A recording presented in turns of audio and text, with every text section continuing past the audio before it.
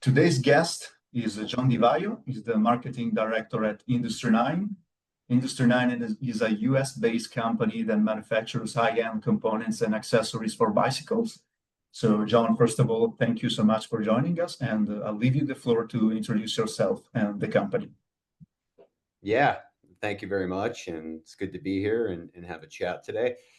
As you said, Jon DiVaio, head of marketing for Industry 9 Componentry, where ultimately I'm responsible for marketing activation and communication strategies, including media, events, our athletes, sales support, brand vision, all of the above, while trying to tie that all together collaboratively across our US, our Canada, and our European offices. So there's never a dull day. There's plenty to do, but it's super exciting times at the company. And yeah, happy to be a part of it.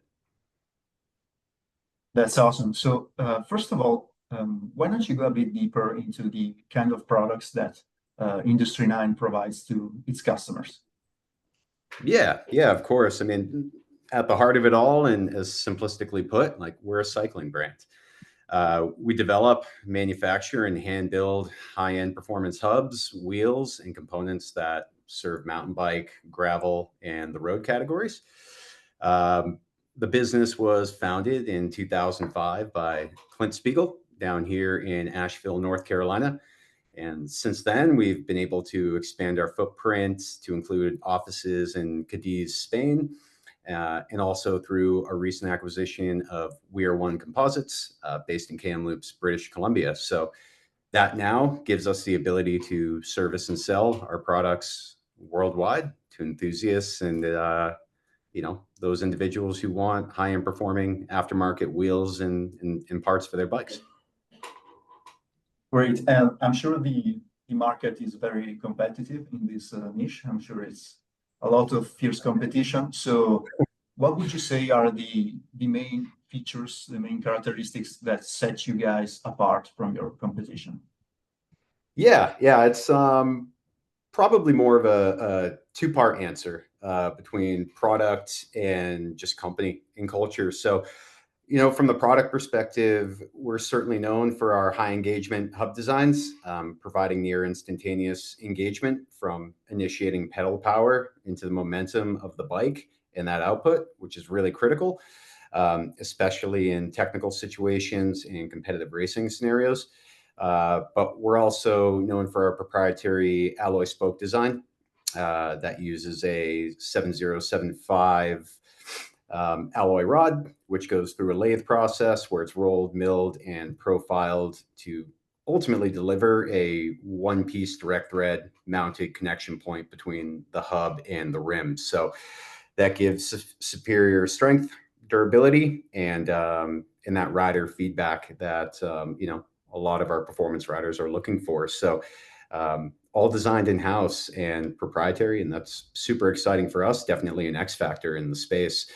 And I'd say from the company side of things, what I've found since I've been here is really unique is that everything is in-house, from the machining and the tooling operations here in Asheville to our composite and carbon manufacturing in Kamloops, British Columbia. We're able to stay true to that North American manufacturing narrative and provide a real hands-on and I'd say like a bespoke approach to superior wheel building. And that's all the way from raw products showing up, down the road at our machine shop and going through production assembly all the way to the customer's doorstep. Awesome. And, with all these great features, would you say that your clientele is mainly enthusiasts slash professional riders even, or do you have options also for the more like everyday kind of rider? Yeah, I think we've been fortunate enough to build a really strong product portfolio that has categories to accommodate every rider in the aftermarket space. But as the marketer, my job is to understand a bit more about the psychographics that go behind our consumers and what they're really looking for. So when we're looking at our target audience and who we're going after, I mean, ultimately it's consumers that value quality in the product. They're looking for great service and rider support. Those who appreciate the North American manufacturing narrative, and those who are seeking, unique aesthetics and customization. It's always been a unique feature of Industry 9, and what we're known for is our anodization lab, and what is, I would say, a nearly infinite amount of color combinations that a consumer can go into our wheel configurator and mix and match spokes and hub colors to ultimately pair up with their bike frame color, or something that suits their general personality.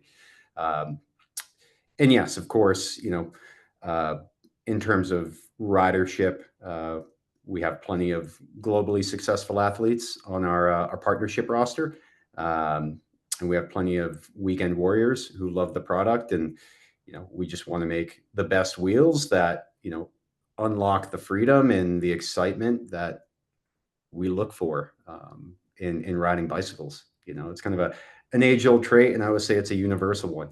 People don't typically forget like what it was like when they took training wheels off the first time they rode a bike, and that freedom that they experienced. And that's something that, through our products, we, hope to reignite and apply in everyday lives, and make riding more fun and make life more enjoyable. Yeah, and since we've mentioned your target clientele and you're actually the marketing director, so who better than you to answer this question? What are your current strategies to actually target these individuals and get them on your website or even on your stores?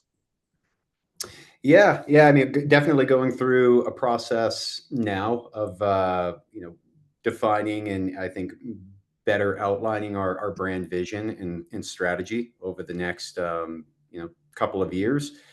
But in terms of marketing tactics, I think all the fundamentals certainly apply. Making sure that we're delivering great and compelling content, really strong products, storytelling, and education, so the consumer understands what they're getting and how that product comes to be. Communicating through our athletes is really important. We like to showcase the aspirational side of the business, and the product, as well as how it performs, in the field of play at an elite level. That's really important for us. And consistency. We also want to make sure we're telling a consistent story about our brand and not spurring off into too many different directions. And then there's just the nuts and bolts of it, community programming, event strategies, getting the product in front of people, demo programs, letting our consumers or potential consumers test the product. So, my job is certainly about fulfilling the top half of that sales funnel as best as possible, and selling the dream, so to speak, and explaining the benefits and why choose i9 at the end of the day. And hopefully that converts down into that lower half of conversion and into sales. And yeah, we've had a great run, over the last 20 years, and we're at this interesting inflection point of actually moving into what we feel is, i9 2.0, as we like to say internally, and defining a new pathway forward. And that will involve, a bit of a new direction in our brand vision and our internal culture and how we operate, how we look at ourselves, and how we convey that to the masses. So big undertaking, but it's an exciting challenge, and one that we're all ready for, because I think the industry, especially in cycling, has been a bit tumultuous in this post-COVID landscape. And our job is to be positive and be trendsetters and industry leaders, and we want to lead by example. And if we're positive and we're excited about our product, we have no doubt that narrative will carry through authentically to our end users and potential users who can experience our product and ultimately become part of the family. Yeah, and going back to the manufacturing aspect, since you mentioned your in-house production, can we go a little bit more in detail in terms of the personnel that you have working in that capacity, the kind of machinery that you guys have, just to get a bit more into the quality that you can actually deliver for your products? Yeah. I mean, I'll preface this that I am, not the operations director or our head engineer. You know, I'm the marketing guy, and fortunately, I just get to deal with the end product. But yeah, essentially, you know, down the road, all of our aluminum rods are delivered on pallets. They come in a variety of diameters and sizes to accommodate either our hub shell profiles, our axles, the through axle that sits within the hub shell, as well as end caps and various other components. So those large rods arrive. They are brought into our facility where they're cut down into 7 to 8 inch slugs, as we say, essentially cut down to size. Where they then go, they'll get bored for the axle throughput, at which point, you know, they go into a full, you know, kind of high pressure cutting system. I couldn't tell you the name of the machine, well beyond me. But we'll actually create the overall profile of the hub shell, the components. Those are then deburred. They go through a washing mechanism so that, you know, all those cuts and edges are smoothed out. They'll then go through a polishing phase. As I mentioned earlier, our aluminum spokes go through a Swiss lathe system as well, where they're rolled, they're tumbled, and they're cut to size. All of those pieces are ultimately machined about a mile down the street from us here in our final front office and production facility. Those parts are moved and transferred on a daily basis to our production floor, where they're categorized, they're inventoried, and they're stored based on work orders. And then they are picked, assembled, and then they go down onto our assembly line, where our team, again, all individuals, they will lace or they will press bearings, set up the hubs before they get into a lacing process from spoke, hub to rim. They're initially trued and tensioned by hand. They go through a Hollands machine, which starts to use a custom algorithm to make sure that all those tensions are true and the wheel is lined up appropriately.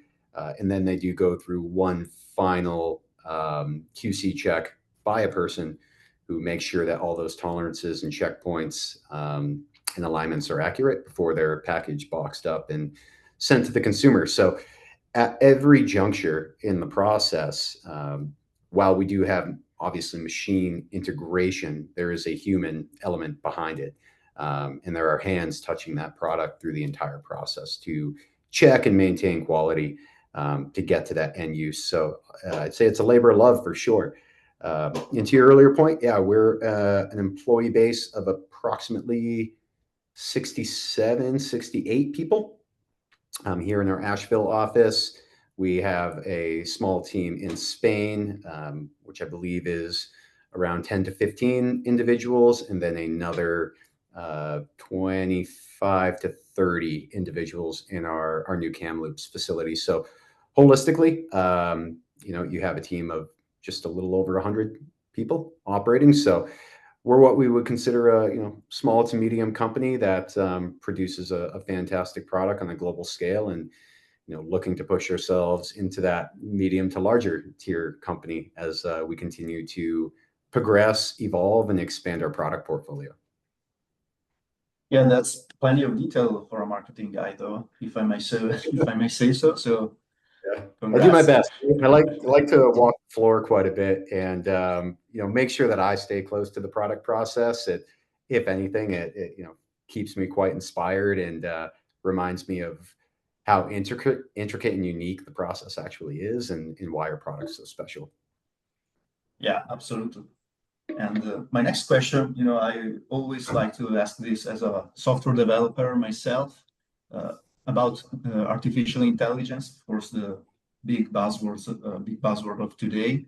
So I'm always curious to know about about companies' adoption of AI technologies. So are you guys already doing something with it? Are you looking forward to it?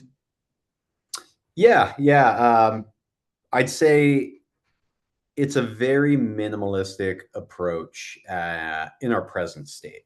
And I'd also say it's more so on my side, marketing and communications specifically. So, as someone who's setting the North Star and the strategic vision on marketing and demand generation, I've started to research and better understand how AI can integrate and support our e-commerce and CRM strategies, and what platforms and or support structures are best suited from the back end side, without losing that human element that we're known for, right? So I definitely see value in terms of systems and data analysis and how we can better understand what the consumer landscape is doing and how it engages with us, so that we can adjust, optimize, and ultimately just become a better player in the game, from an e-commerce and more specifically a direct-to-consumer channel strategy. That being said, like, I do think there's a unique opportunity for us to consider how and where AI can support our operational functions, whether that's identifying efficiencies in the manufacturing process, enabling us to increase our sustainability efforts, and then most importantly, just business reporting tools and analytics. We're, as I say, still a smaller outfit, and we have very generalized systems that many companies use via SAP and just Excel docs. But even that takes some human algorithm to apply, and it's a lot of data and a lot of information, and we have a significant amount of SKUs and product codes that we have to manage and run through. So I do see AI as a unique and efficient tool that can support that strategy. But yeah, it's certainly a divisive topic, right? In this day and age, I think it can be used for great outputs, and there's ways that it can be used in malevolent ways, which certainly wouldn't be our our priority. But yeah, it's all in how you use it, and I think it's within our hands to find the best way to apply it in the most appropriated way to apply it without going overboard. It'll certainly be an interesting challenge, I think, for us moving forward, and how we see where this fits in as we also continue to expand and grow. It'll become ever more critical and relevant that we have those operational efficiency tools to better succeed as a company and not get too burnt out. Yeah, absolutely. Definitely agree with you there. And obviously, these AI tools will have the goal of further improving your business and push you to new heights. And I want to explore these new heights with you. What are the goals of the company for the next 2 to 5 years? What you guys want to achieve? Yeah. Again, I think it's a bit of a two-part answer. And first and foremost, I aforementioned, like, our focus is improving lives through bikes and delivering the best possible cycling wheels and components that we can, through innovation and unforgettable riding experiences. That's our mission, and the ethos that we try to apply every day as we come into the offices and get to work. It's creating great products and creating great riding experiences. Like, that will be a forever goal.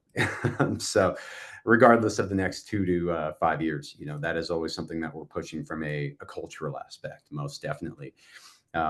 Tactically speaking, we're currently in the middle of building a multi-year strategic vision that will see through the full merger of Industry 9 componentry with We Are One Composites, operating seamlessly under one roof, and being able to leverage our machining and tooling expertise with the carbon manufacturing process that we have in Kamloops to potentially expand beyond wheels and look at growing our components portfolio and ensuring that we create the best products using these two very critical material elements that go into cycling products.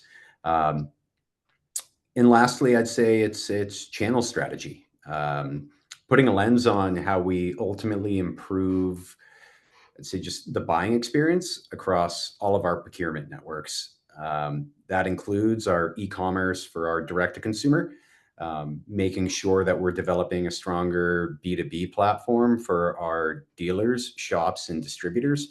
And then there's a keen eye on how and where we can expand our OEM partner network and integrating our products into complete bike offerings across multiple brands.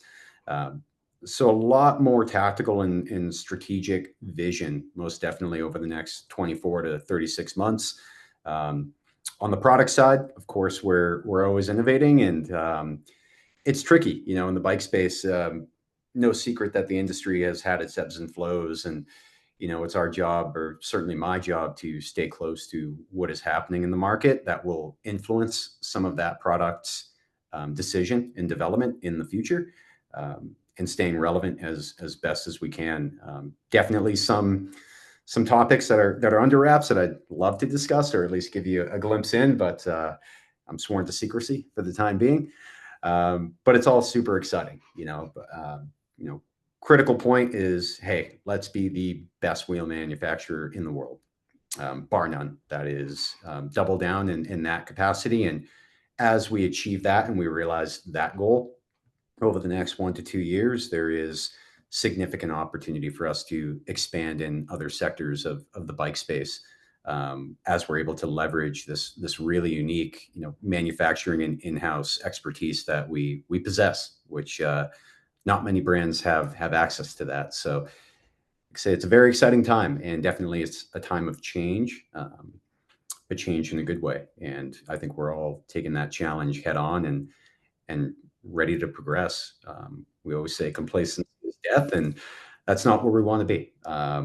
We want to lead, and again, get out there and ride bikes. It's what we all do inherently as a passion point, and I think we're all pretty lucky to be able to operate and work in a space in an industry that lets us, grow our professional expertise alongside our passions and what we do outside of the day-to-day in the office.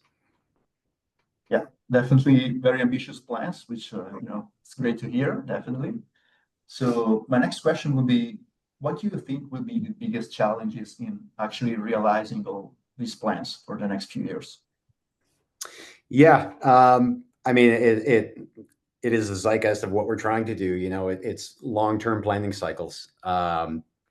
As an in-house manufacturer, like, we've been afforded the ability to operate in a more nimble fashion, with shorter lead times, where product development and route to market can come relatively quickly, and that could be considered an advantage. But as I say, we continue to see these unique fluctuations within the bike industry, due to macroeconomic variables, as well as supply and demand imbalances. We're trying to better forecast and address those patterns, those trends, and how that influences our decision making for the future. So yeah, most definitely an area that we want to improve on. Try to, again, be better educated in the decisions that we're making, remove ourselves from that reactive state, and be able to address things proactively, or at least have that planning in place that we can adopt and change and not be starting from scratch when things go awry. There's always that saying, everyone's got a plan until they get punched in the face. And, we see that happen in the bike space quite a bit. But having a plan regardless, having a foundation that, you can then have several, exit ramps or ways to hop off, this particular road and readjust onto a next road and recalculate that route, I think is better than just going in blind. So that is, more of a framework and a way of thinking, but naturally we have to adapt our systems and our reporting tools and how everything flows through process. And that takes a significant amount of work, and a lot of work with brains that are much more equipped than mine on that front. I'm very good at sharing North Star ideas and throwing wild stuff out there and seeing what sticks. And you know, fortunately, as I say, we're all on the same pathway to growth and success. And, you know, it's a constructive effort. And, you know, we identify those gaps as we navigate and move into this, you know, new era of thinking and planning and trying to be one step ahead, as opposed to being, you know, right in the middle or one step back. Yeah, I'm definitely always one step ahead. Yeah. All the times. Ideally, yeah. Yeah. Well, Jon, thank you very much. I just wanted to ask you to tell the people where they can find you, and both you personally and, of course, Industry 9. Yeah, yeah, of course. My only social media is Instagram. It's at Jon DiVaio, one word, first and last name. You can also find our products at industry9.com, or any authorized bike shop or retailer throughout the world. All right. Well, thank you, Jon, so much for being a part of this, and you know, it was great. Lots of very interesting stuff. So thank you for being here. Yeah, right on. Cheers, man. This has been fun, and you know, I appreciate the opportunity.